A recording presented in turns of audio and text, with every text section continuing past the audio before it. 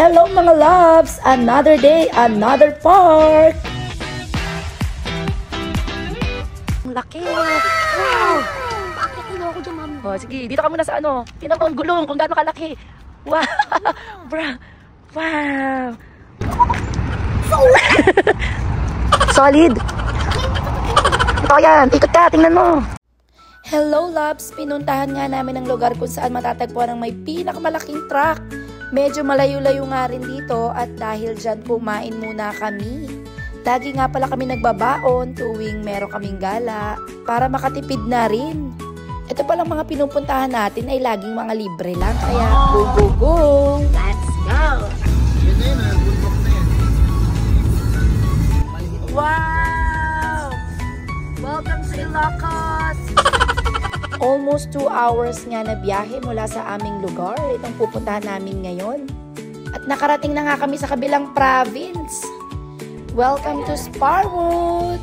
Dito pala sa Sparwood makikita ang pinaka-largest and highest capacity haul truck in the world! Ayan at napasayaw pa nga kami sa sobrang excited. Huwag mo na sa ano. Yun lang ang gulong kung gaano kalaki. Wow! Bra! Wow! Ito yan, ikot ka, tingnan mo. Pwede ka pumunta sa lalim. Tingnan mo yung machine. Wow! At sinubukan nga namin itulak kung kaya namin. At ayun na nga, hindi namin kinayang maitulak. Sabi ko, subukan na lang namin akyatin. Di kaya yung katawan eh.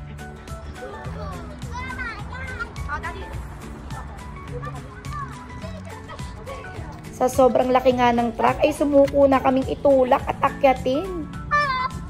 Ito nga pala ang T-Rex Titan na matatagpuan sa Sparwood, British Columbia. Alam nyo ba na can carry ito ng 175 cars? Oh my! Grabe talaga, ang laki niya. At hindi lang to basta-basta truck. Binilt ito para sa pagmimina sa lugar na to dati noong 1973. O, di ba?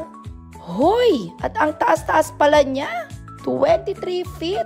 At ang kanyang haba, 66 feet. Grabe! At hindi lang yan, tumagal ito ng 13 years in service.